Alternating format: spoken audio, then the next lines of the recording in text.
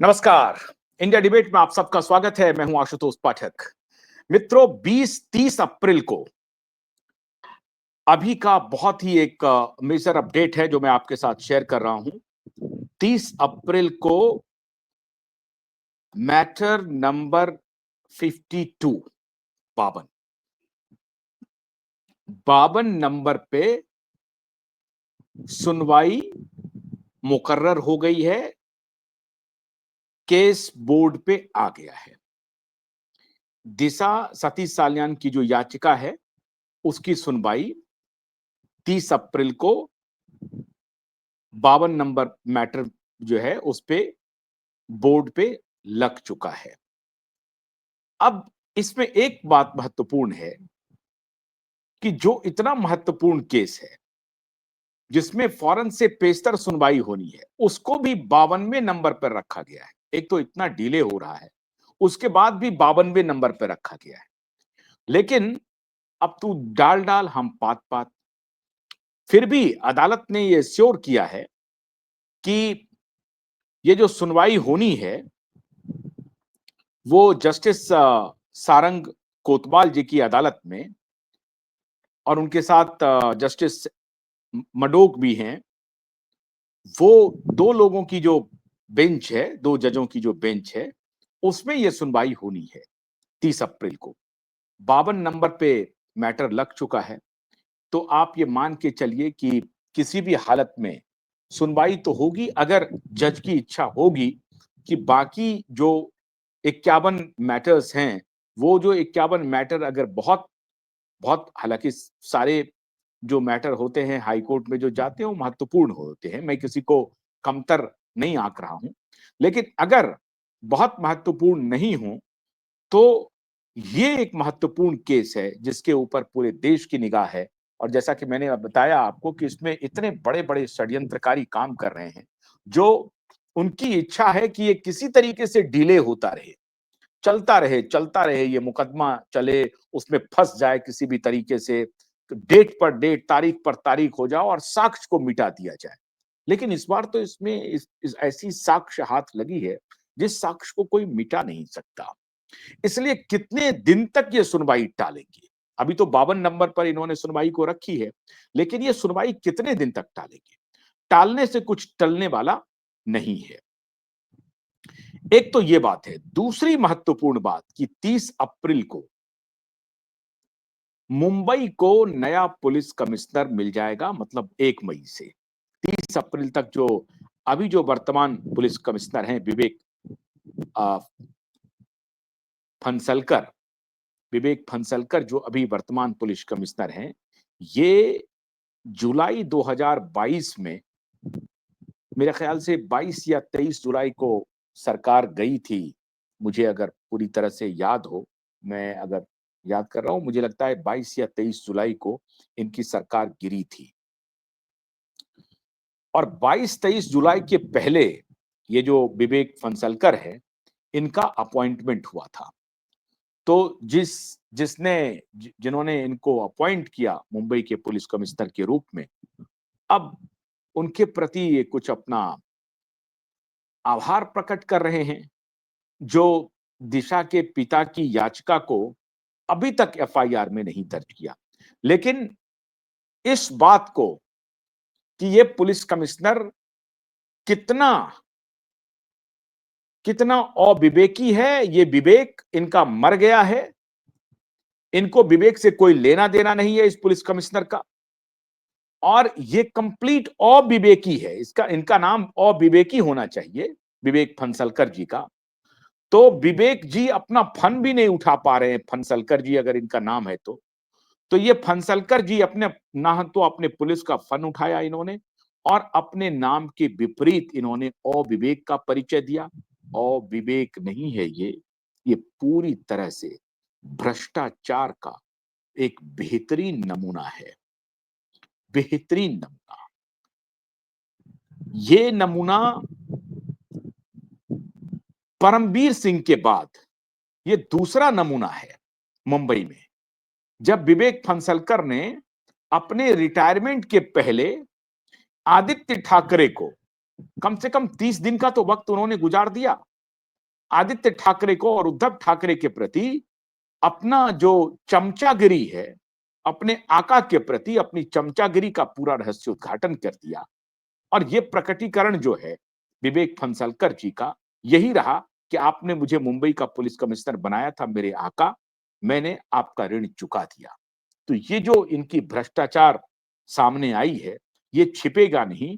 और इस बात को लेकर के मैं समझता हूं कि हमारे जो वकील महोदय हैं, उनको जरूर ये बात कोर्ट के संज्ञान में लाना चाहिए कि कोर्ट के आदेश की प्रतीक्षा क्यों की जाती रही, जब कानून ये कहता है कि सतीश साल्यान एक याचिका लेकर के गए हैं, विक्टिम के पिता हैं, गैंगरेप और मर्डर का संगीन जुर्म का आरोप है, फिर भी एफआईआर नहीं दर्ज किया। ब्रॉड डे लाइट में यह काम हुआ।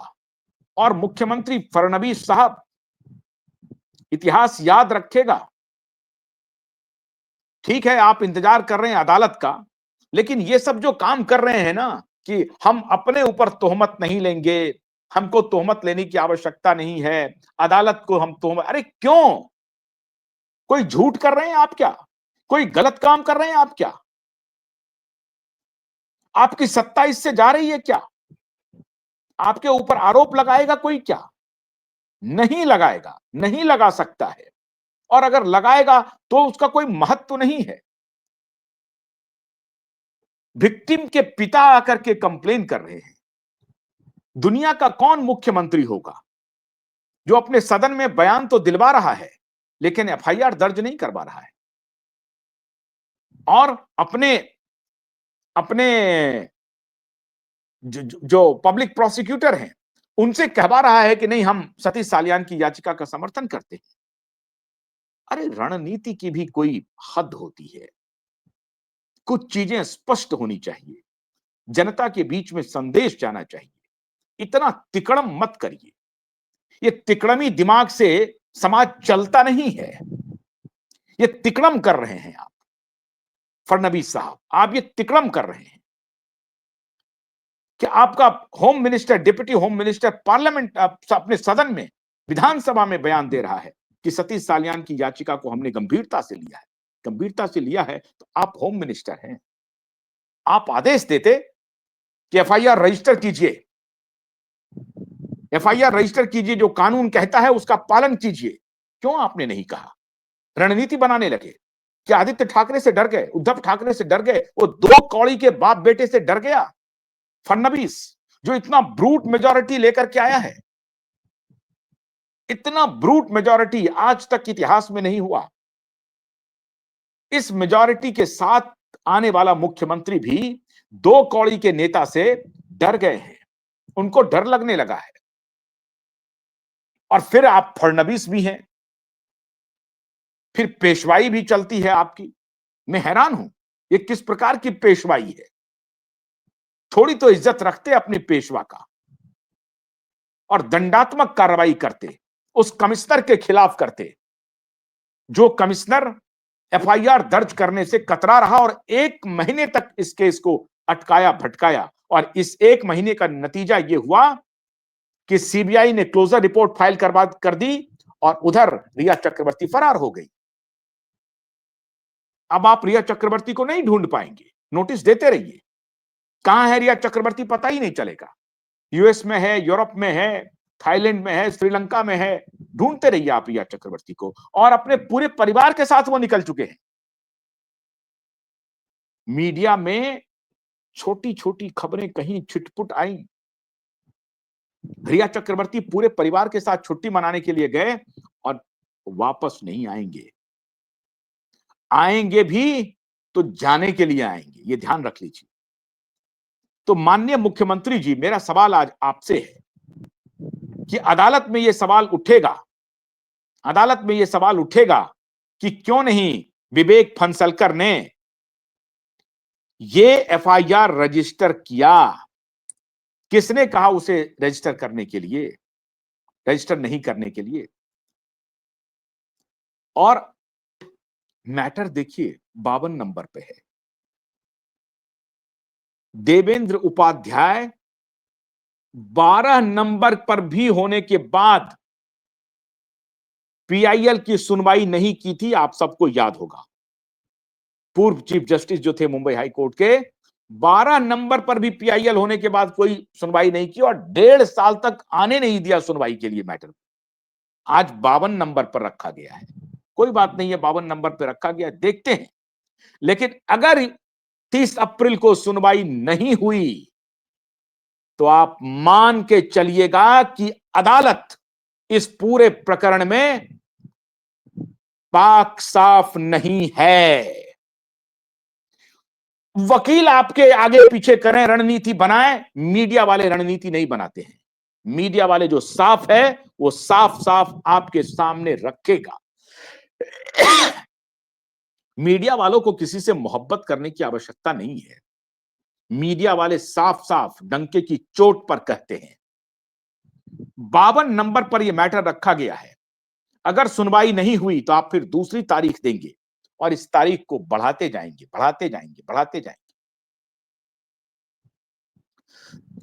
होई है वही जो राम रचि राखा। आपको तो सुनना ही पड़ेगा मिलॉर्ड। अब देखिए, मुंबई पुलिस कमिश्नर जो नए बनने वाले हैं उसमें 2-3 नाम चल रहे हैं। अब एक नाम चल रहा है, लेडी सुपर कॉप है एक। अब लेडी सुपर कॉप जो हैं वो अर्चना त्यागी हैं, 1993 बैच की आईपीएस ऑफिसर हैं, 1993 की। और इनके ऊपर एक मर्दानी मूवी बनी है, इसलिए इनको सुपर लेडी सुपर कॉप कहा जाता है। अर्चना त्यागी के ऊपर एक फिल्म बनी है मर्दानी, जिसमें इनकी भूमिका में, मतलब आईपीएस ऑफिसर की भूमिका में रानी मुखर्जी ने काम किया था और पुलिस ऑफिसर थी रानी मुखर्जी। अब सवाल है कि क्या अर्चना त्यागी मुंबई की पुलिस कमिश्नर होने जा रही हैं? और अगर ये मुंबई की पुलिस कमिश्नर होती हैं तो इनका देवेंद्र फडणवीस से क्या कैसा, क्योंकि अब तो मुंबई में नेताओं के साथ किनके क्या संबंध हैं इस पर सब कुछ निर्भर करता है। विवेक फंसलकर ने एफआईआर रजिस्टर नहीं किया और ना ही सुशांत दिशा के पिता के वकील से मुलाकात की, अपने डिप्टी कमिश्नर को लगा दिया। इतना एरोगेंस देखिए। एक हत्या बलात्कार का केस लेकर के एडवोकेट के साथ पीड़िता के पिता पहुंचे हैं, लेकिन इस पुलिस ऑफिसर की कोई संवेदना नहीं जगी कि हम पीड़िता के पिता से मुलाकात करें। ये एंटी रूम से निकल गए या कहीं छुप गए और अपने डिप्टी कमिश्नर को लगा दिया कि आप जाकर के मुलाकात कर लीजिए।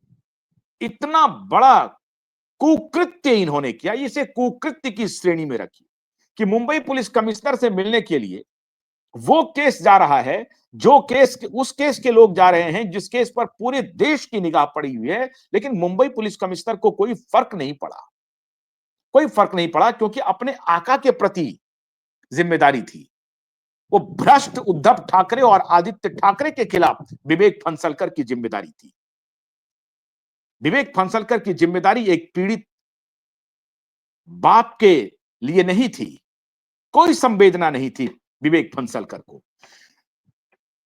आईपीएस और आईएएस ने इस देश को तबाह कर दिया है। ब्रॉड डेलाइट में पूरी जिम्मेदारी से कह रहा हूं, Indian police service, Indian administrative service, ये दोनों सर्विस जिसमें भ्रष्टाचार की, बेईमानी की, इस दोनों सर्विस ने पराकाष्ठा पार कर दिया है। इनको कोई कहने वाला नहीं है, कोई सुनने वाला नहीं। और आज इसका आप सीधा सीधा सबूत आप देख रहे हैं कि इन लोगों की वजह से, ये भ्रष्ट बेईमान ऑफिसरों की वजह से इस सर्विस में मुट्ठी भर अब ईमानदार ऑफिसर रह गए हैं। लोग कहते हैं 25%, 30%। हमारे एक आईपीएस फ्रेंड हैं, वो कहते हैं कि 25-30% अभी भी अच्छे ऑफिसर हैं। मुझे तो लगता नहीं है कि 25-30% अच्छे ऑफिसर, बिल्कुल नहीं है। इसकी संख्या 10-15% भी हो तो आप समझिए कि बहुत बड़ी बात। तो ये इंडियन एडमिनिस्ट्रेटिव सर्विस और इंडियन पुलिस सर्विस भारत की तबाही की स्क्रिप्ट लिख रहा है, इसके अलावा कुछ नहीं है। अगर ये ईमानदार होती, अगर ये ईमानदारी से अपना काम कर रही होती, तो आज देश का नक्शा ही कुछ और होता। आज दिशा के पिता को दर दर नहीं भटकना पड़ता। मित्रों, विवेक फंसलकर के खिलाफ हम ऑल राउंड कैंपेन ऐसे ऑफिसर के खिलाफ शुरू करने वाले हैं, शुरू कर ही रहे हैं, लगातार कर रहे हैं।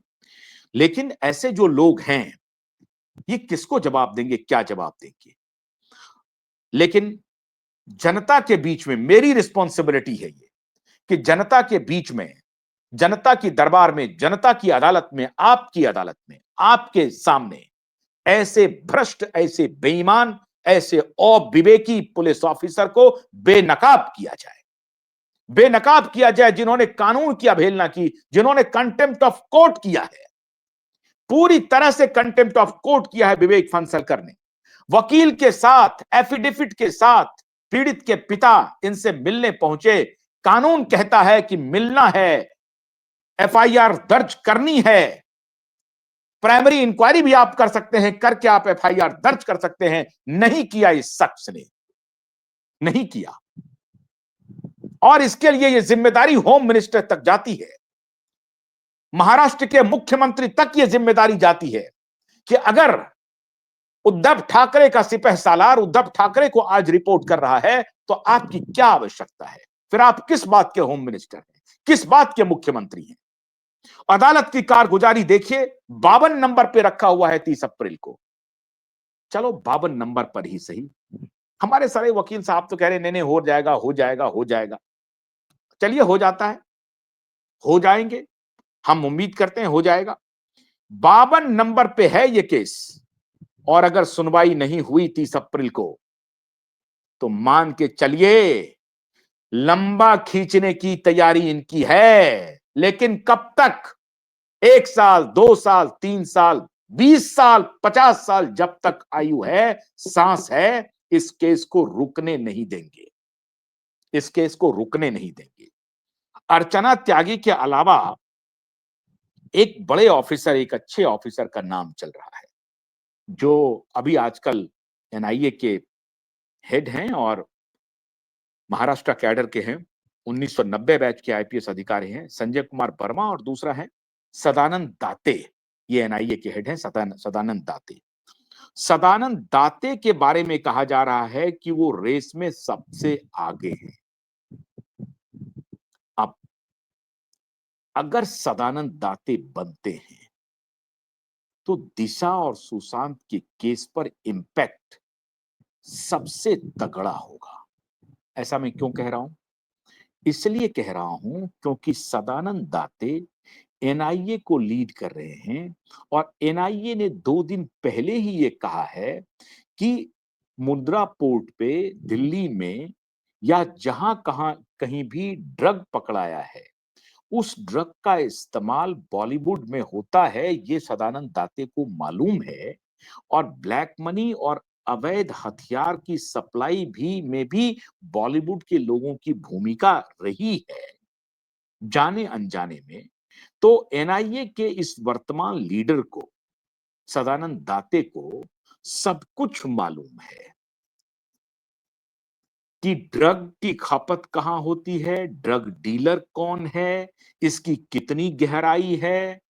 आदित्य ठाकरे, उद्धव ठाकरे ड्रग के बाजार में, व्यापार में, रिया चक्रवर्ती, डिनो मौर्या, सूरज पंचोली, इन सब की क्या भूमिका है, अरबाज खान की क्या भूमिका है, सलमान खान कितना इस कारोबार को प्रोटेक्ट करता है, इस सब की जानकारी एनआईए के पास है। और एनआईए के लीडर हैं सदानंद दाते। और अगर सदानंद दाते मुंबई के पुलिस कमिश्नर हो जाते हैं, तो जैसा कि हमारे माननीय नीलेश ओझा जी ने कहा कि 7 दिन में केस सॉल्व हो जाएगा, और 7 दिन में सुशांत का भी केस सॉल्व हो जाएगा। इसीलिए परमवीर सिंह और उद्धव ठाकरे कांप रहे हैं। उद्धव ठाकरे भी कांप रहे हैं आदित्य बेटे के साथ, और परमवीर सिंह भी कांप रहा है कि अभी तक तो विवेक फंसलकर के सहारे हमने 1 महीना 1.5 महीना डिले करवा दिया और इसमें जितनी तरह की बातें हो सकती थी हमने करने की पूरी कोशिश कर ली, लेकिन अगर सदानंद दाते आ गया तो ये तो मैनेज नहीं होगा। तो सदानंद दाते को किसी भी तरीके से बनने नहीं देना है। दूसरे पुलिस ऑफिसर का नाम आ रहा है संजय कुमार वर्मा। ये भी 1990 बैच के आईपीएस ऑफिसर हैं, संजय कुमार वर्मा। और एक है इनके अलावा देवेन भारती। ये इन इन सारे पुलिस ऑफिसर का नाम चर्चा में चल रहा है। विपिन कुमार सिंह, संजय वर्मा, सदानंद दाते, देवेन भारती और अर्चना त्यागी, इतने पुलिस ऑफिसर का नाम चल रहा है मुंबई के पुलिस कमिश्नर बनने के लिए। लेकिन अब ये कहा जा रहा है कि माननीय मुख्यमंत्री जी के जो करीब हैं उनकी लॉटरी खुल जाएगी। पुलिस ऑफिसर इसे लॉटरी समझते हैं। अगर मुंबई जैसे सिटी का, आर्थिक राजधानी का, जहां से कितने हजार करोड़ उगाहे हैं परमवीर सिंह ने, नहीं मालूम। बाजार में चर्चा है कि हजारों करोड़ के मालिक है परमवीर सिंह। लेकिन जांच कौन करेगा? कौन जांच करेगा? सबूत कहां से लाएंगे आप? चर्चा करते रहिए आप। हाई कोर्ट के जज के यहां 15 करोड़ पकड़ाया कि 100 करोड़ पकड़ाया कि 200 करोड़ पकड़ाया, ये अभी पता ही नहीं है। जांच किस दिशा में जा रही है, जांच हो भी रही है कि नहीं हो रही है, जो कमिटी बनी है इंटरनल इंक्वायरी, वो इंटरनल इंक्वायरी क्या रिपोर्ट देगी, उसका कोई माई बाप नहीं है। और अब तो बीच में इसकी चर्चा भी नहीं हो रही है। क्यों? क्योंकि पहलगाम हो गया, अब पाकिस्तान से लड़ाई शुरू हो गई है। अब इस बात की चर्चा नहीं होगी कि वो पैसा किसका था, कहां था। मीडिया के सामने कोई दूसरी खबर ले आइए। मीडिया का क्यों चर्चा करेगी उस मुद्दे पर कि वो पैसा किसका था? कौन बताएगा? तो उसी प्रकार से परमवीर सिंह के पास कितने पैसे हैं, कौन बताएगा? कौन जांच करेगा?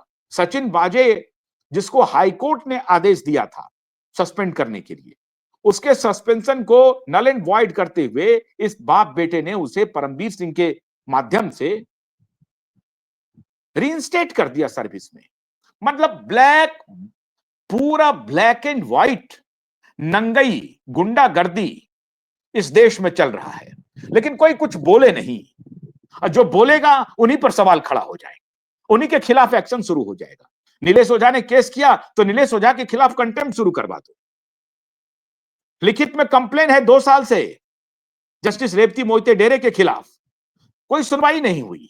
अब जाकर के सुनवाई हुई जब पब्लिक में आ गया, जब इनको कंटेम्प्ट ऑफ कोर्ट का नोटिस सर्व कर दिया, नोटिस सर्व हो गया तो चलो भाई आप सुनवाई भी हो जाए। क्यों? क्योंकि लाज लग गई, माननीयों को लाज लग गई।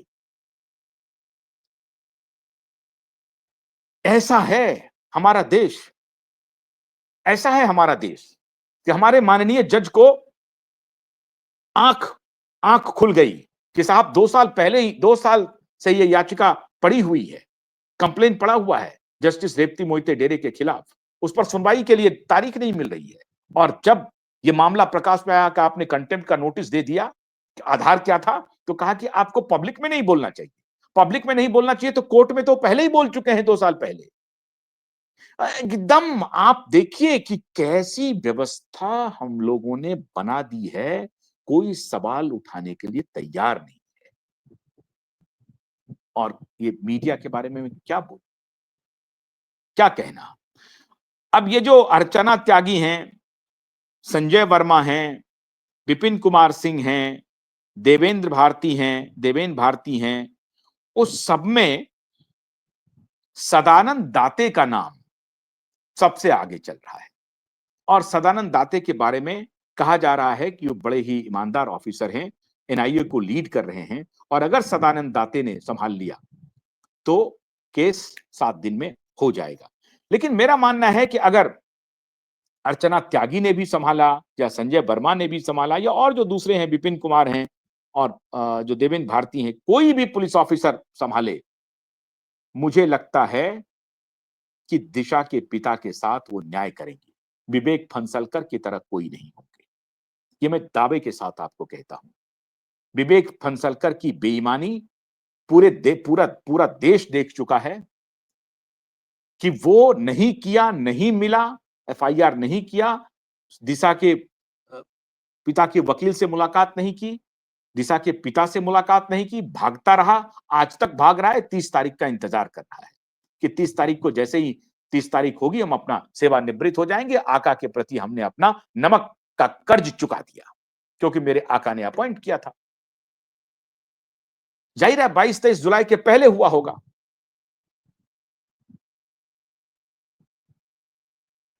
ऐसी स्थिति में मित्रों,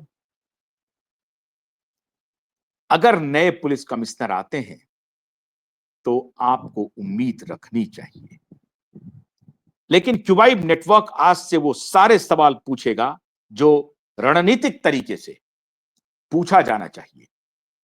52 नंबर पर अगर ये केस लगा है तो 52 नंबर पर सुनवाई होनी चाहिए, नहीं सुनवाई होगी तो कटघरे में हम खड़ा करेंगे अदालत को, खड़ा करेंगे अदालत को।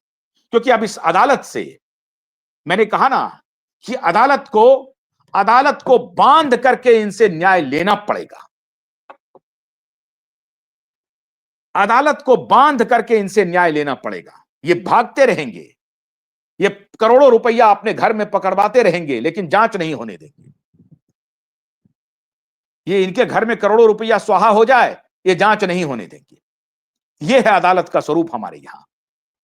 लोगों में गुस्सा है अदालत को लेकर के, भयंकर गुस्सा है लोगों में। आपने अपनी पूरी साख खत्म कर दी है, किसी को भरोसा नहीं है आपके ऊपर। भरोसा सिर्फ इस बात पर है कि साक्ष्यों और कानूनों के आधार पर आपके हाथ बंधे हुए हैं। इसलिए मैं कह रहा हूं कि हाथ बंधे हुए बांध करके आपसे न्याय लेंगे।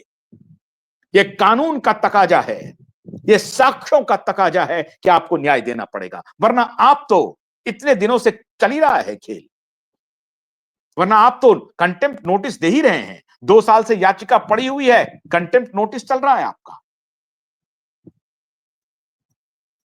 यह स्थिति है। तो नए पुलिस कमिश्नर का इंतजार कीजिए। और फडणवीस साहब, यह ध्यान रखिए, अकेला क्यूबाइब नेटवर्क उतना शक्तिशाली है जो आपकी सरकार को घुटनों पर ला सकता है। मैं दावे के साथ कह रहा हूं, आप घबराइए, आप यह मत सोचिएगा कि कोई आपके खिलाफ नहीं बोलेगा। क्यूबाइब नेटवर्क में वो ताकत है जो आप जनाकांक्षाओं का, जनभावना का अगर आप विरोध करेंगे तो कोई खड़ा ना हो, लेकिन क्यूबाइब नेटवर्क खड़ा हो जाएगा। और क्यूबाइब नेटवर्क के साथ देश के 140 करोड़ लोग खड़े होंगे, क्योंकि हमारे एसएसआर वॉरियर को मालूम है कि क्यूबाइब नेटवर्क सत्य से समझौता नहीं कर रहा है। और आप ही के सहारे हम चल रहे हैं मित्रों, आप ही के सहारे चल रहे हैं, आपके सहयोग से ही हम आगे बढ़ रहे हैं। आपका सहयोग हमको मिल रहा है, इसलिए हम आगे बढ़ रहे हैं। मैं उम्मीद करता हूं कि क्यूबाइब नेटवर्क को आपका सहयोग मिलेगा और आपके सवाल क्यूबाइब नेटवर्क उठाता रहेगा। नए मुंबई पुलिस कमिश्नर पर हमारी निगाह टिकी हुई है और 52 नंबर केस पर भी हमारी निगाह टिकी हुई है। 52 नंबर पर भी हमारी निगाह टिकी हुई है और नए पुलिस कमिश्नर पर भी हमारी निगाह टिकी हुई है। अगर दूध का दूध पानी का पानी नहीं हुआ तो अदालत को भी लपेटेंगे, सरकार को भी लपेटेंगे, कोई बचने नहीं पाएगा, क्योंकि सबसे बड़ी अदालत जनता की अदालत है और जनता की अदालत के सामने कोई अदालत नहीं। प्राकृतिक न्याय की अवहेलना होगी, क्यूबाइब नेटवर्क खड़ा होगा। बहुत बहुत शुक्रिया। नमस्कार।